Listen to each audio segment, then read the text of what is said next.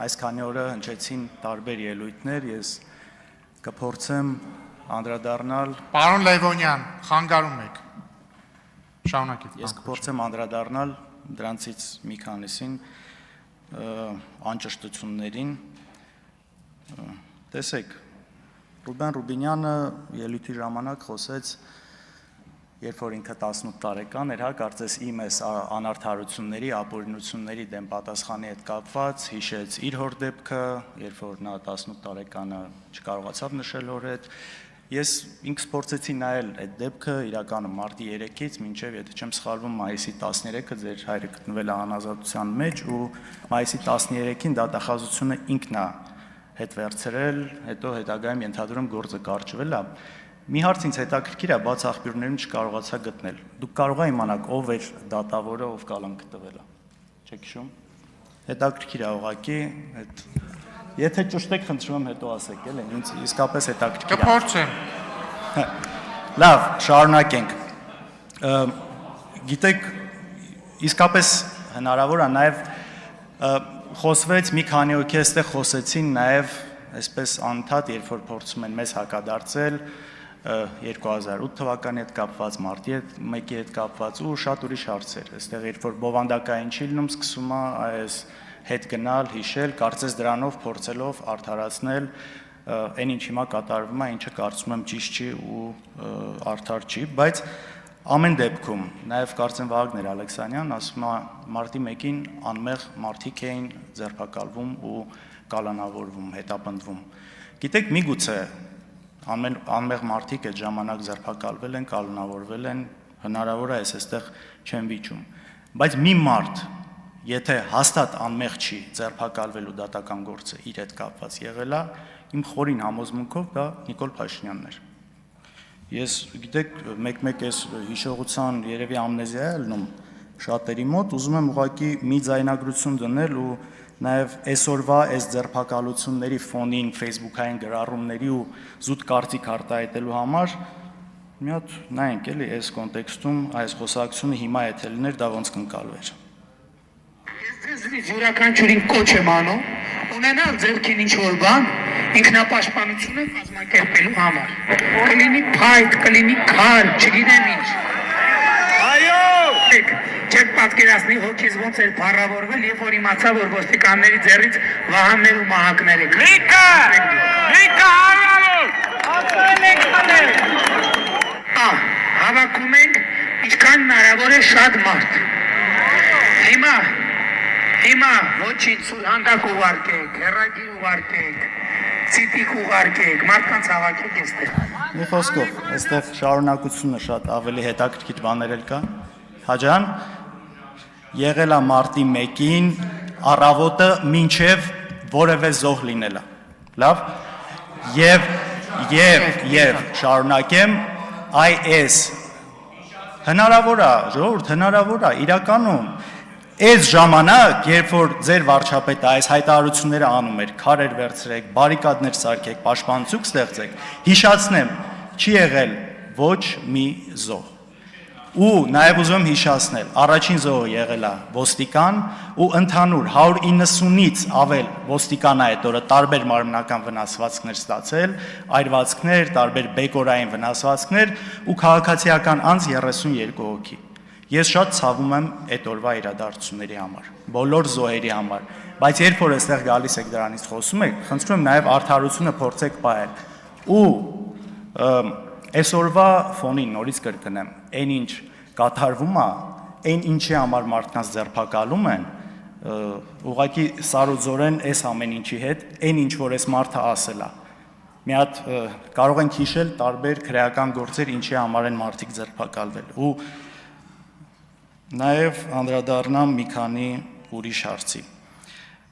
Բարեկրթության մասով, գիտեք, իմ խորին համոզմամբ բարեկիրթ կամ լինում են կամ չեն լինում։ Մարդ չի կարող այստեղ լինել բարեկիրթ, սրանից դուրս չլինել բարեկիրթ։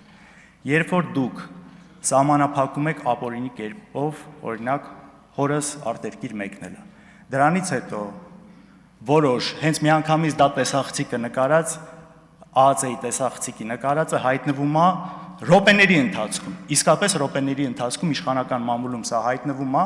ու սրա շուրջ ինչ որ մարդիկ, որ նաև այսօր այստեղ են գտնվում, սկսում են ամենալկտի ձևով գրառումներ անել։ Սրա պատասխանը ուրիշ տեղ, ուրիշ հարցությունում մի օր տրվելու է, բայց սա բարեկրթությունից բացարձակ հեռու է։ Եթե ուզում եք լինել բարեկիրթ, միայն այս ամբիոնում չի դա պետք լինել, դա պետք է լինել եւ Facebook-ում, եւ այս դահլիճից դուրս, եւ ամենտեղ։ Ու ընդհանրապես այս բարեկրթության հարցը մի հատ տեսեք 18 թվականից հետո դեպքերը ինչպես զարգացան։ Ինչ կարգի բաներ թույլ տրվեց մարդկանց հասցեին, ինչ կարգի արտահայտություններ, ինչ կարգի լկտիություններ։ Ու այս ամեն ինչից հետո գալ այստեղ խոսալ բարեկրթությունից, կարծում եմ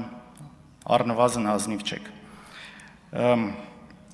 Ալխազ Ղազարեն օրինակ ասում է, երբ որ մենք խոսում ենք ընտրություններ կեղծելուց այս ընթացքում ու ամենայսպես ցցում բանը իհարկե Բարգավաճ Հայաստանի մանդատները կոնկրետ գողանալն է եղել, ասում է, լավ ժողովուրդ, ասում է, մեզ մեղադրում եք, որ ընտրություն ենք կեղծել, բայց 49% ենք տարել, նաև ասում եք 50-ից ավել չենք տարել։ Եթե կեղծող ենք, ասում է, մի քիչ էլ ավել կկեղծեինք, էլի 50 կլինենք։ Դուք Հայաստանի 30 տարվա գրեթե բոլոր ընտրությունները համարում եք կեղծված, եթե չեմ սխալվում։ Օրինակ 2003 թվականին հայրս ընտրություններին տարել էր 49% ձայն Ստեփան Դեմիրճյանի հետ։ Հիմա այս նույն տրամաբանությունը մի դեպքում աշխատում է, մյուս դեպքում չի աշխատում, ո՞նց է, էլի։ Կարելի է չէ նույն բանը ասել։ Էդուարդ Աղաջանյան, դուք ասում եք, եթե երբ որ ես խոսում եմ իրավացիորեն նաև անցած սխալներից, ընդունում եմ որոշ բաներ կարող է համաձայն չլինեմ, ասում եք, եթե ուզում եք տարանջատվել, գնահատական տվեք ինչ որ նման բաներ։ Տվեք ու նաև ասում եք, այնքան ինչքան էլ մենք վատը լինենք, ձեզնից վատը չենք լինելու։ Գիտեք,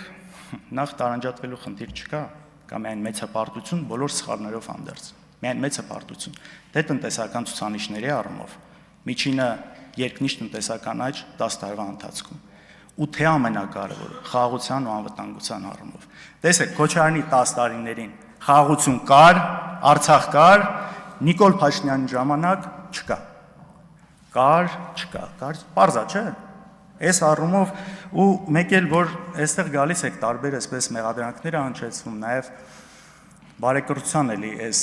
անկյան տակ շատ վատ է, որ մարդ գալիս է իմանալով, որ մի բան բոլորը կարող են սխալվել, բայց երբ որ գիտի հստակ սուտ է խոսում մի բան ու գալիս խոսում։ Օրինակ, իմ հետ կապված, չգիտեմ, թիկնապահներով կամ ինչ որ հաղորդումների ժամանակ հաստավից ինչ որ մարդկանցով է քայլում։ Նույն բան կա։ Օրինակ,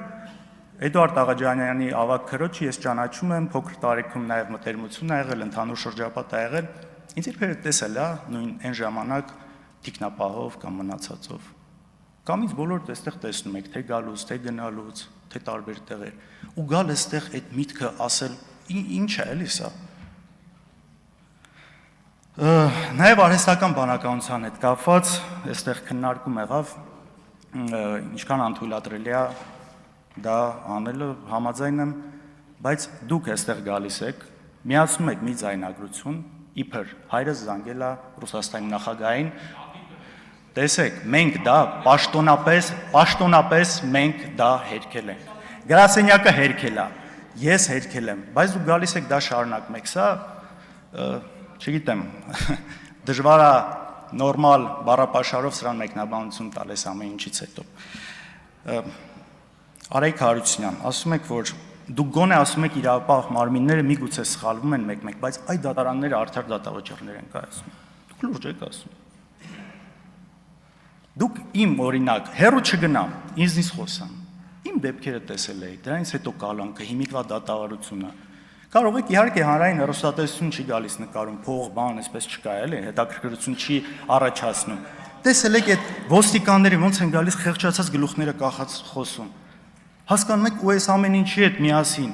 կամ էլ ասում եք օրենքի երկիր է։ Լավ, այս վարչապետը այստեղ նստած, կոնկրետ Սամվել Կարապետյանի մասով, հրահանգներ է տալիս, որ բռնեն։ Ասում է, այսի պիտի սատկի, սրան պիտի նստացնեմ, սրանից պիտի ունեցվածքը խլեմ։